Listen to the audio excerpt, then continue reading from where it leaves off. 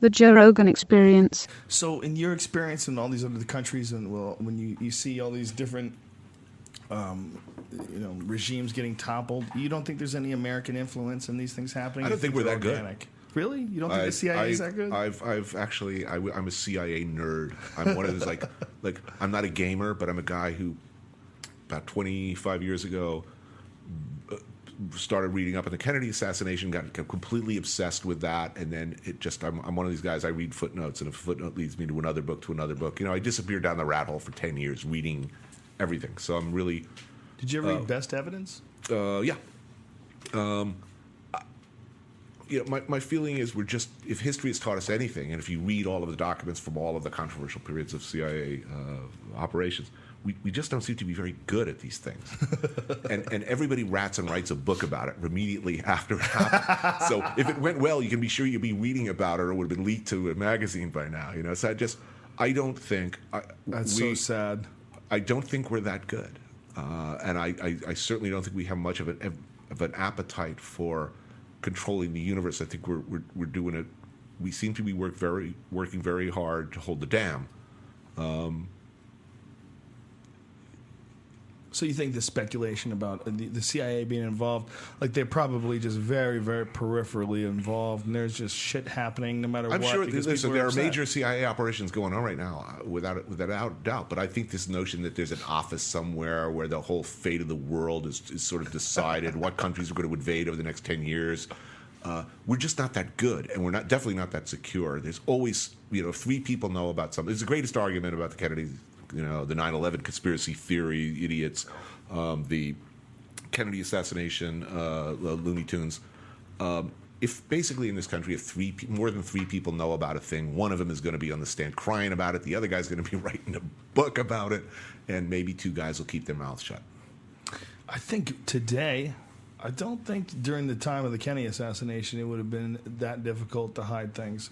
I think things were much less transparent back then than were today. Yeah, but that's what's great about history. Eventually, if you're willing to wait around, to my view, if you're willing to wait around, every boring, grim detail will eventually come out. And if you, as in the Kennedy assassination, someone, I don't know who said it, they described the mafia theory as the halfway house for failed conspiracy theorists. It's like, after you've decided the CIA didn't do it, the mafia the FBI did it, it's like, yeah, well, okay, well, it was the mafia, And there's all this great evidence to support that theory, but ultimately, I'm of the Oswald got a lucky shot really? Theory. Wow.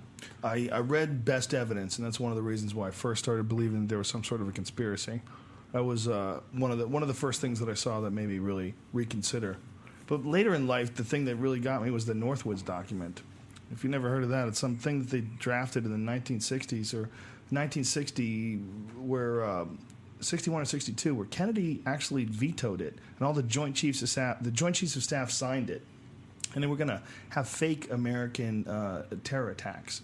We're going to get a plane. They were going to have a drone plane explode it and say a bunch of people died, and they were going to attack Guantanamo Bay, and they were going to arm Cuban friendlies to attack Guantanamo Bay because we wanted to go to war with Cuba. This was Cuban Missile Crisis era. 1962. There were so many complete. See, this is to me what's interesting about Kennedy's assassination conspiracy. There was so much wacky shit going on around that time. So much of it embarrassing, criminal, scary, funny, really silly going on at that time. That, in fact, the least interesting thing about the entire, big picture of the Kennedy assassination is the actual assassination itself. Because what everybody else was up to at the time and covering up was just like right out of a movie. The CIA is meeting with Johnny Rosselli and all these mafia guys to whack out Castro. There was just so much other embarrassing shit going on that in many ways those stories and where they lead are a lot more entertaining and complex and fun than a story of a guy shooting a president. So if you believe that Lee Harvey Oswald acted alone, what do you think about when you see the Oliver Stone movie? Does that drive you fucking crazy? I would have liked the film a lot better if they just stuck with a historical record and he invented scenes and characters, which I thought was as a Kennedy assassination the Donald Sutherland buff, character didn't exist, right? And there were just certain things were just do mention that the Garrison jury was out for like 30 seconds. Please mention that Jim Garrison is a man of many interesting local, a man with an interesting past. Let's put it that way. In what way? He did not a reputation that was debatable. Let's put it that way. Which is never good. The case was bad. I mean, he put a lot of very interesting stuff together, and all of it was like fascinating, and in a lot of ways, a lot of it was almost more interesting than there wasn't. I don't believe in the octopus theory. I think you had a lot of really interesting, very spooky characters who'd been doing a lot of really sinister and interesting shit for a long time. Whether or not they were actually involved in the Kennedy assassination is almost moot because they were up to some really other wacky stuff. Did the magic bullet theory bother you at all? I think if you talk, and I have talked to people who served in combat for a long time, the story of the buddy who gets around through the front of his helmet, it travels around subcutaneously around the skull and enters out the back without hurting the guy. Everybody's got shit happens. Shit happens. I'm willing to believe the magic bullet theory.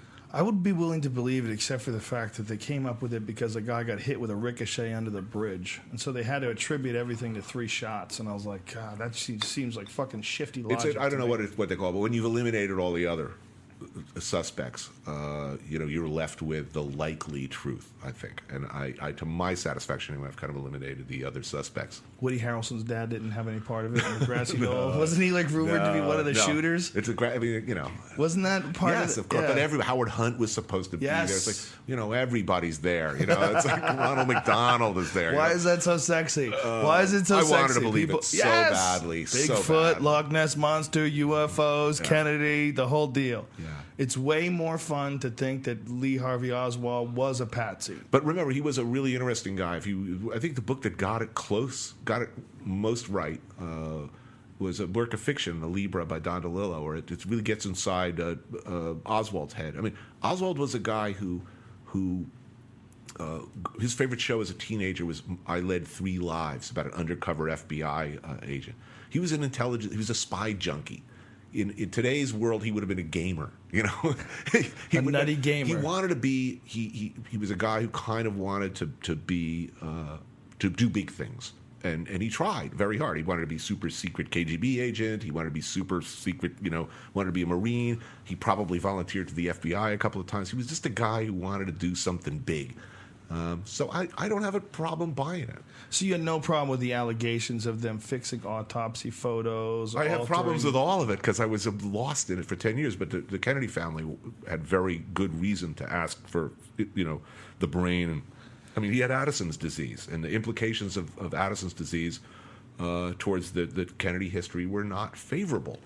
Apparently, I don't know, but apparently it has been said that he had multiple bouts of syphilis. This is...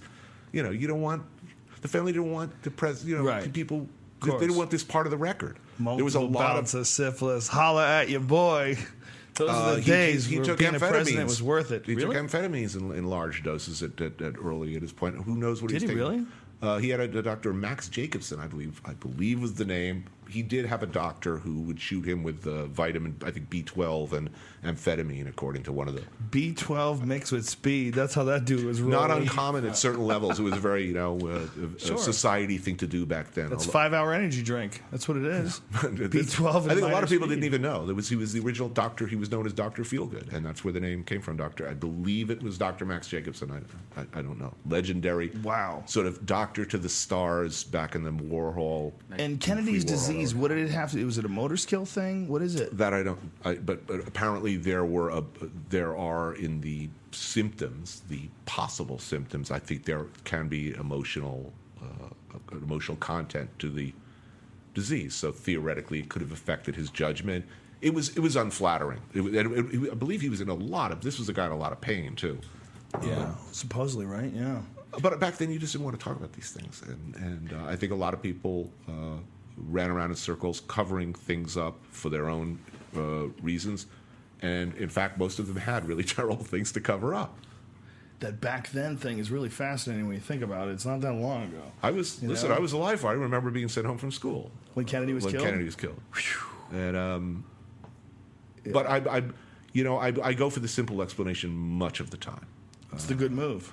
I mean, I keep the crazy open. I open the door for crazy because I've seen some things. I leave it open. But I agree with you. Most of the time, I go with a simple door. With Right. crop circles and UFOs and the Loch Ness Monster and Bigfoot. Most of the time, I go for the simple door. People are full of shit, and that story sucks. That's how I usually go. But I leave the door for crazy open.